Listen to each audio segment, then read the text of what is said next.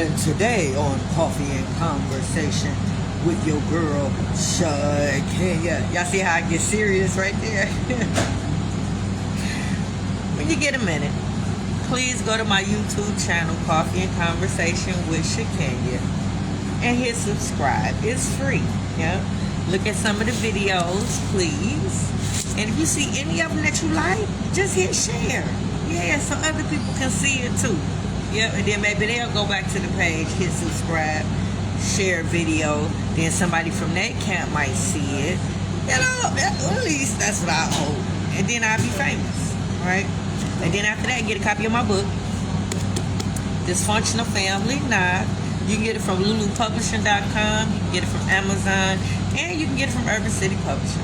Yeah, I appreciate it. Love you long time. So today, we still raising them girls. Yep. I ain't ready to let them go yet. Yeah,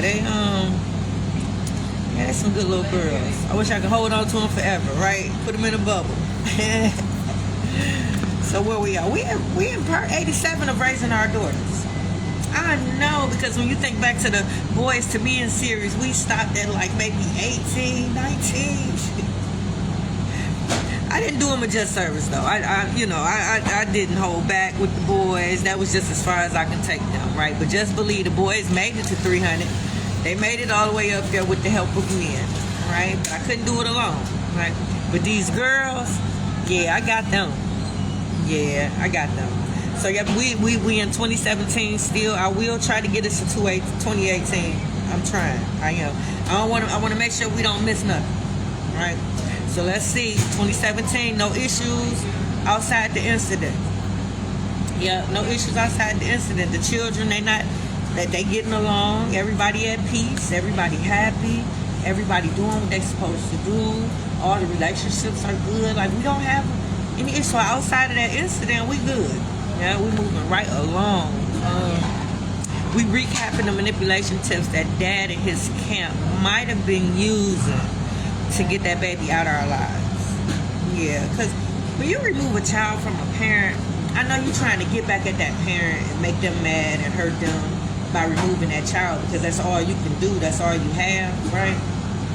But you take that baby out of everybody's life, not just that parent's life. Like in our family, she had another brother, she has uncles, she has aunties, she has nieces, she has a sister, an older sister, she has a mom that's alive and well, right?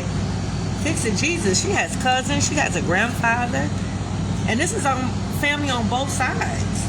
Because I have a village, so I'm connected on both sides of the family. So these are relatives and people that she should have in her life that she's missing out on or don't have a connection with, that she once had a connection with, right?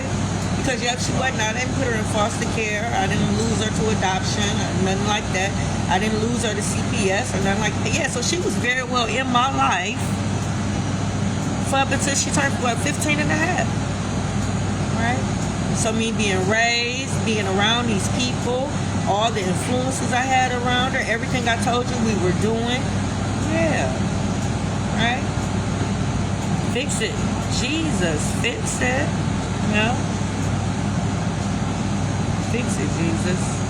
We have traditions in our family. We have celebrations. Right? We come together, both sides of the family. Why wouldn't she need a village?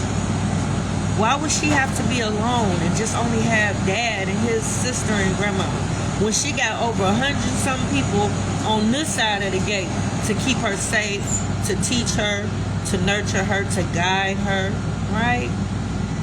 Fix it, Jesus. Why would Dad pull her out of an environment where she was loved and where she was thriving? Yeah, that don't happen. Everything in my situation hardly ever happens. That's why it was so much destruction. Yeah. Because it hardly ever happens. Nobody's doing this. Ain't nobody's baby daddy doing this. Right? Fix it, Jesus. Just to win. Right? Yeah. Because he wasn't the better choice. Couldn't have been. Right? Because if we would have went to court, if it would have been a legitimate reason we go to court, yeah, definitely after we both air out our grievances, that baby would have been coming home with me. And I guarantee you that judge would have made supervised visitations moving forward. The judge would have set supervised visitations. You understand what I'm saying? Right? Fix it, Jesus. It wouldn't have been a question of where she needs to be and where she should go, right? And what's the best place for her. Why the upset? I don't know, right? But why put a child through court and he made it seem like we was so beefed out. But if I show you all those inappropriate as text messages, it will show a different story. Because you can't be so mad and bent out of shape and so just got to get this baby away from this person or get this baby out of an environment where they're thriving, but you asking me for some coochie at the same time. You know what I'm saying? So fix it. Jesus, fix it. Yeah. So why would you put a child through court unnecessarily? I still can't get over those parents that accuse the other parent of touching the child inappropriately and they never did that. Right?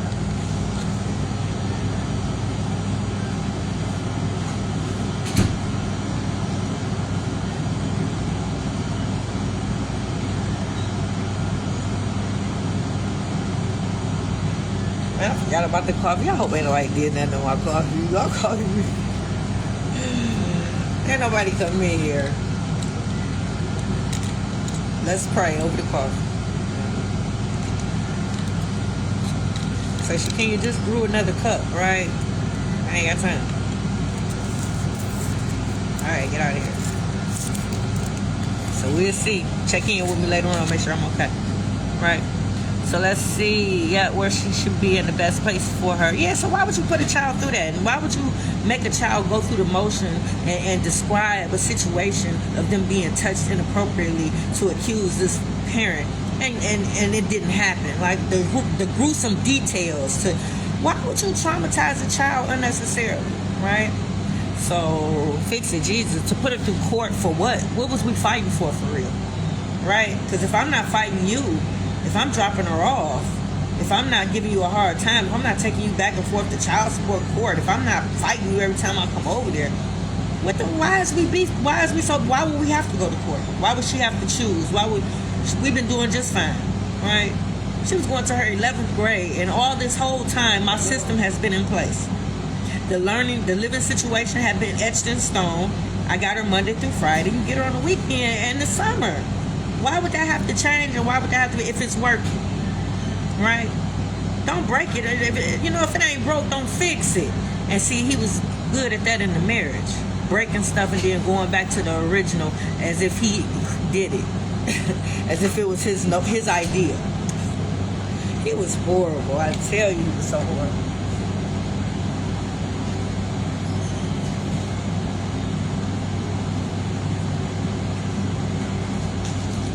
But now I know that it's a chance that he could have been suffering from narcissistic personality disorder, right? But although I did try to get him to go to therapy for something else, if he would have went, we would have found out that that's what it was. And then maybe he could have got treatment for it, and maybe we could have got through it, right? But by you not acknowledging that there's a problem, don't want to look at it for what it is, and you don't want to get help, it makes it difficult for your partner or your mate to stick it out and stay there, right? I couldn't do it no more, right? I was so tired. He drained me emotionally, right? Having that sickness and having a disorder or something that's undiagnosed and you're dealing with it, you're trying to deal with it, it was so draining. And then his mama ain't making no better because she ain't never get him no help as a child.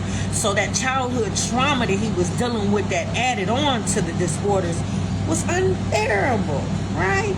Because you want to be there for your mate. You want to be a helpmate, right? But you got to want that. Your mate got to want help. You understand? In order for you to be that helpmate, they got to want help, right? So bringing it back, why put a child through that unnecessarily?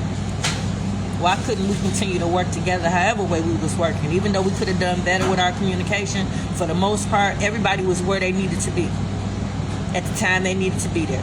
Whether it been at her events, whether it been at her award ceremonies, whether it been at whatever was going on with that baby, everybody was showing up at the time that they were supposed to. I'm taking her to school, I'm getting her there, they picking her up on the weekend. Everything was fine. Nothing needed to be changed in this, right? Fix it, Jesus. Yep. Why wasn't it room for me with her, right? Why wasn't it room for me at the table, right? Why wasn't it a seat for me? Didn't nobody think that her mom might want to be there, right? Front row, her mom. That's what most of all the other moms said. Front row. Why would I be excluded from that, right? Not thought of. Oh yeah, it's so humiliating. I know. Why would somebody want to make me look so bad, right? I ain't did none of those people, right? I ain't did nothing but share my prized possession with them people. They should have been so thankful. Because I could have kept her to myself. If I would have kept her to myself, we would all be where we should be right now. And we would all be millionaires. We would be wealthy. We would be content. I'm telling you, we would be. Because we were a team. So it's not that it was just the baby, but her leaving us did break up that team. Right? Nobody's felt the same since. Right? I don't think we would ever be the same with her loss. Right? She was so important. Yep, everybody had a role, everybody had responsibilities, everybody had a part to play. Right? So her absence was great. Right? So fix it. Jesus, fix it. Why wasn't I in his plans? Because he was in mine. Oh, I was so grateful and thankful that my child was growing up with both parents. Oh my goodness. I was so happy that my oldest daughter, daddy, was in her life too. Oh my God. Because that means that my children are balanced because they have both parents. Right? So I would never do anything on purpose or malicious to get that parent out. No, I'm going to do more to keep you in. I'm going to call you the day of the event, the day you remember the event. Yeah, you make sure you're there. That's me. Yeah, I'm going to call you. Did you forget you were supposed to pick her up? Yeah, did you want me to drop her off to you? I can meet you halfway. Yeah, I'm that baby mama. I'm not going to let you forget. I'm on your head. Right? Oh, she looking for you to come. You on your way? Oh, okay. We'll see you in a minute. I'm that mama. Right? But yeah, I was so thankful that my daughters had both parents in their life. So for a parent to push me out and think he can do better and do it all alone, why put her at a disadvantage on purpose? Who does that? Somebody that's mentally ill. Right?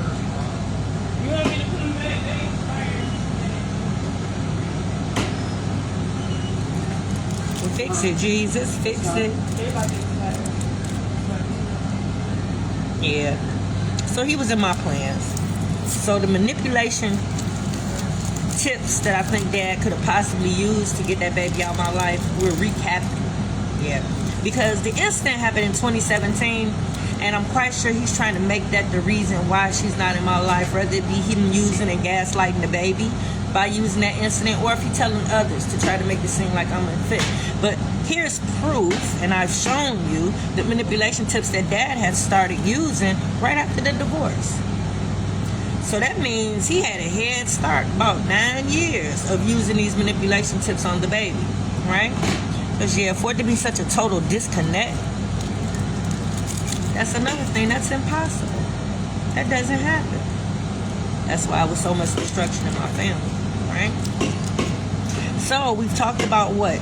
8 of them. Talking bad about me to the baby, inappropriate relationships with the baby, having inappropriate conversations with my baby about me, talking to my baby about parenting concerns instead of talking to me, excluding me from things that they planned for the baby, meaning not inviting me or including me in anything, right? Not answering my calls or texts when I call about the baby, and keeping me in the dark, right? Making the baby feel like she got to choose between the houses for where she live, who she live with, as if we can't share her. We can't possibly work together. We've been working together this far, right? Right. So we went over a few more yesterday, and I delivered them to you as if I was the parent that was doing these things, right? Because it seems like you feel better thinking that I'm the one that was doing some stuff. Yeah, most mamas be doing it. Baby daddies typically don't do this type of stuff. So it just seemed like you listen more when I say I did it. What if I did it, right? So we went over those yesterday, so now I'm about to backtrack. Yeah. So let's see. Because remember, I still don't know. Yeah. I never experienced any one of my children just saying they don't want to live with me and then just going no contact and people on board with it. And yeah, because dad ain't condoning it. Yeah, dad ain't called me either or talked to me. So I know dad ain't telling her to call me, right? So 6 years, I ain't talked to my baby daddy. I ain't talked to my baby. So dad condoning it, obviously. He's encouraging it, obviously. He made the accommodations to make it happen. Yeah. Nobody talked to me or anything. But him and her made a plan for her to leave me, and she has, right? As if she wasn't loved and cared for with me, right? As if I wasn't doing what I was supposed to do, right? So after dropping her off that day, it was nothing, right? So why did her being dropped off over dad's house? If that's what she wanted, that's what he wanted, why does that mean no contact with me after? Why I still couldn't be in her life even though she was living with dad? The same as dad was still in her life when she was living with me. Yep, I shared her equally. When she was living with me, kept him abreast of everything, called him, made copies of awards and stuff. Anything he didn't have, I made sure he had, right? Fix it, Jesus. I should have got the same. So when her living arrangement changed and she went to go stay with dad, she still should have been in contact with me. I still should have been seeing her on the weekends since he had her during the week, right? Yeah, there was no need for that, you know? He couldn't even get her to school. He fought me so hard for her, convinced her that she'd be better off without me and living with him, and he couldn't even get her to school. My life was set up to be able to take her to school. I wouldn't take a job unless it had the flexibility for me to be able to take my kids to and from school. You know what I'm saying? My life was set up to be able to take her to school for the next 2 years. For the next 2 years. So to fight me so much and you can't even take her and pick her up. He had other people doing it. He delegated all these other mothers in my place to take her back and forth to school, to get her to practice, and probably sleeping with him. Yeah, he probably sleeping with him. Yeah, convinced them that this was the better way, that I wasn't doing my part and wasn't doing what I was supposed to do, talking bad about me, using all these manipulations. Yeah, fix it, Jesus, fix it, fix it. So the next manipulation tip, I would never downplay the relationship with her sibling, right?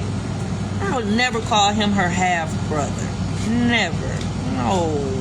I encourage you to have a relationship with your baby mama or baby daddy's other children.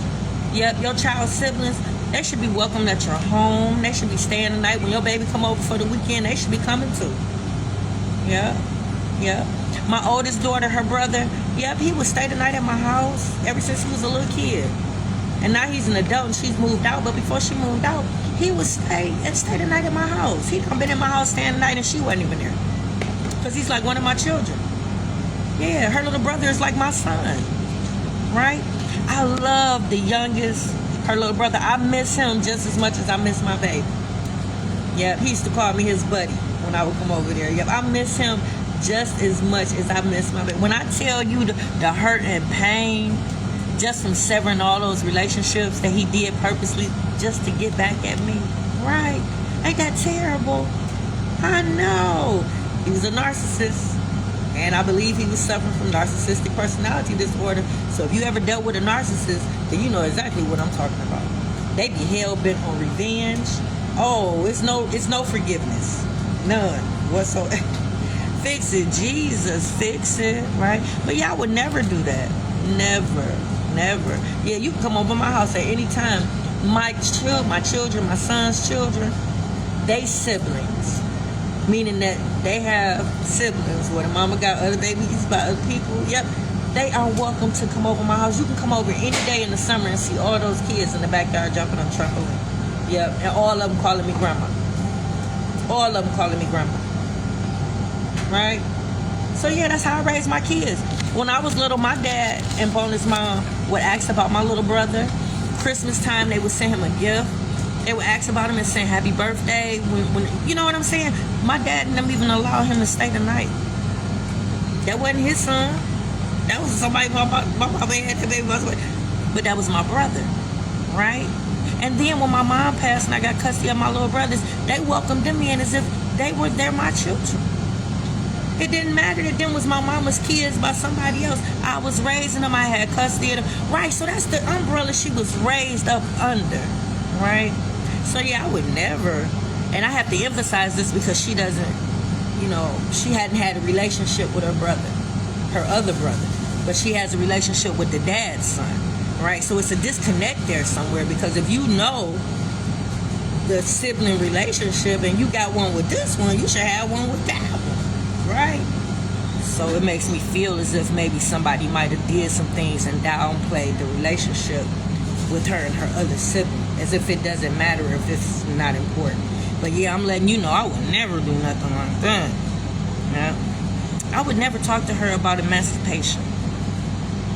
Emancipation. That's when your child can go to court and take you to court and say they no longer want you to be their parent.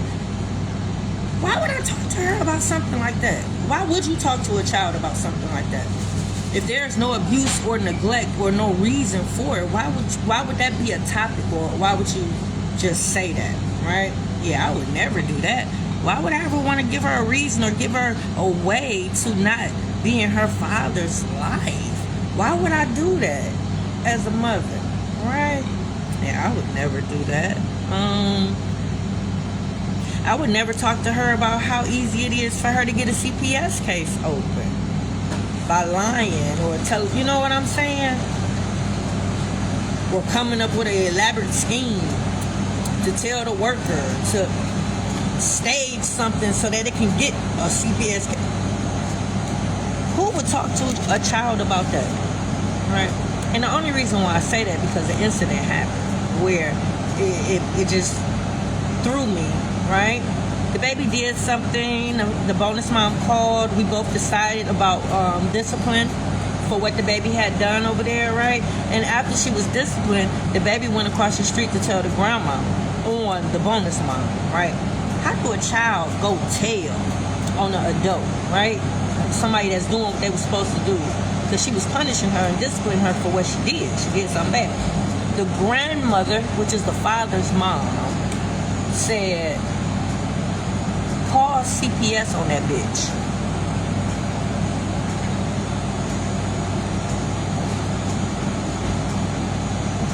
This is a big mom. This is somebody big mom, right?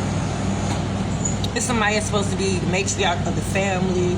This is somebody that's supposed to be setting a good example. This is somebody that you look to for guidance and leadership.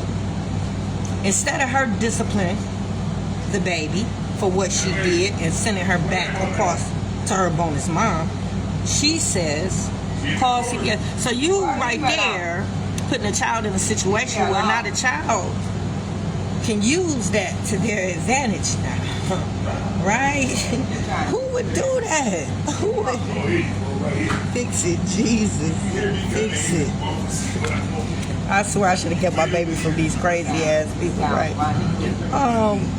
The fact that dad even allowed grandma to cuss around her and cuss at her, I'm still thrown by that, because she called my baby a bitch twice that I know of. So you know that can't be the only time that she probably called that baby out of that. When I tell you I'm so against you calling your children out of their names, baby, if you're trying to raise a child with confidence, a child to know their self-worth, and a child to believe in themselves, definitely if you calling them bitches and calling them MFers and out their name, you ain't gonna get it. It's definitely a shot to their confidence. It's a blow to their ego, right? Hey, I just would never have condoned that. But he said he had it under control and it'd never happen again. But I'm just saying, I wouldn't even allow that, right? But for the grandma to give the baby the upper hand in that way. So now when anybody think about wanting to discipline her, she know that she can call CPS. Who does that though? Right? I would never have done nothing like that. Fix it, Jesus. I believe in discipline. Yeah. 13. I would never not encourage her to forgive her father for anything that he has done. I would never have done that. Right? And I think this is something that has been done in my case, because I ain't heard from her in 6 years. Typically, you ain't heard from somebody. Obviously, they mad at you, they hate you. You did something that was unforgivable. Because I cut people off, I ain't talked to them for years, and those are the 3 reasons why I probably did so, right? So if I'm teaching you to stand on what you believe in, right, and they probably teaching the same thing in a different way, yeah, I'm probably not gonna hear from her if I did something wrong, right? I just wish I knew what it was. Yeah, I would have been apologized, right? But it would never be a situation where her dad has done something. Yeah, I'm gonna soothe her, I'm gonna make her feel all right about it, and I'm gonna call and let him know, right? Yeah. I would never encourage that. Yeah. I'm gonna make you apologize. Right. Number 14. When people would ask about him, I always say he's doing well. He's doing good. I'd be like, I just seen him at her last event. Yeah, he's doing good. I just dropped her off. Yeah, I would never say anything bad about him to other people. You know? Never. Number 15. Giving credit where credit is due. I always gave him credit for whatever it was that he did and participated in. Never took all the credit. I've always used words like us and we, and this is what we got the baby in, the baby, we got the baby in. Never made it seem like I was the only one doing everything. Yeah, I would never do that. I don't have to take credit for everything. We both should be happy about her success. Yeah, she's part of both of our legacies. So we both should be happy that she's doing this and doing that. Hey, Bev, how you doing, beautiful? Hey, Dr. Lacey, how you doing, sir? Good morning. Sorry for the language, sir. I didn't mean it. I swear I didn't mean it. I apologize, sir. So I would never do that. Never. Number 10. Nope, we'll go back. Yep, always make sure she forgive him. Yep, I would never do that. People ask about him, I do acknowledge that he's doing well. 15, yep, give credit. Yep.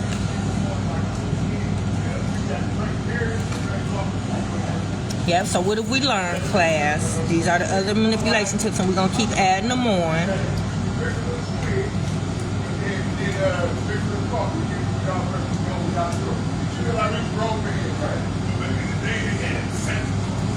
Okay, what have we learned? Number 9. Love on your child's siblings.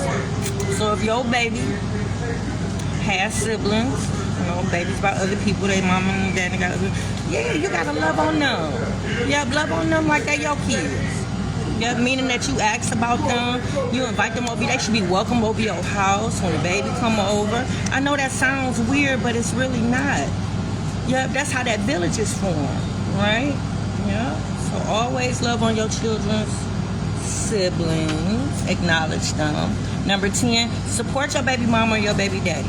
Yeah, support them in whatever plan they have for the baby. Because remember, this is not just your baby. Y'all sharing this child. So if they have plans for that baby, if they got a business or something like that, always support and encourage. Even if your baby don't want to do it. Give your baby the highlight, the big picture, the reasons why they should be a part of this business. Let them know generational wealth, right? So support your baby mama, your baby daddy. Number 11, never talk about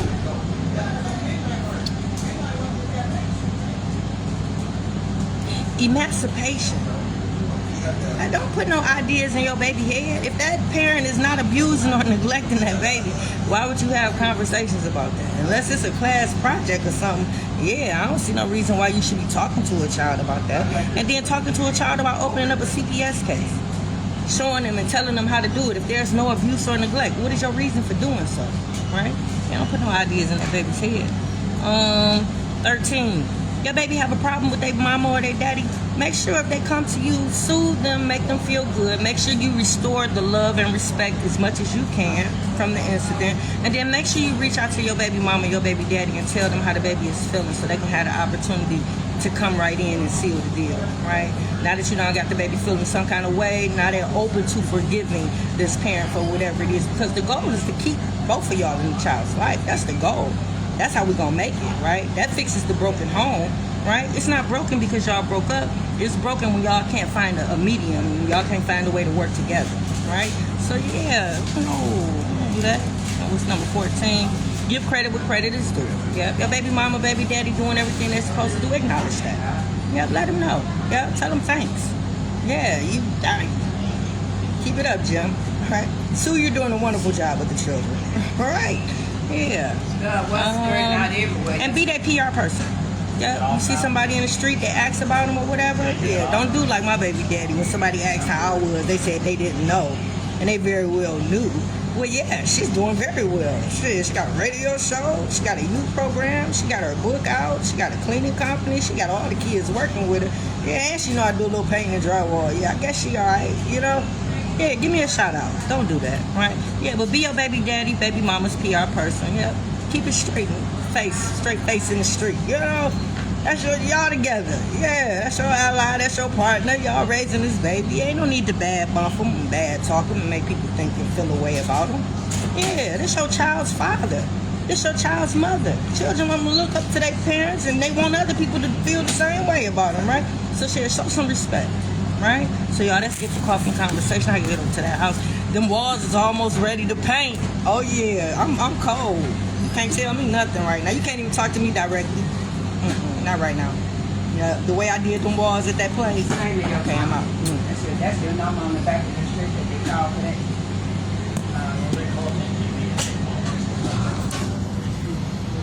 Okay, guys, enjoy your day.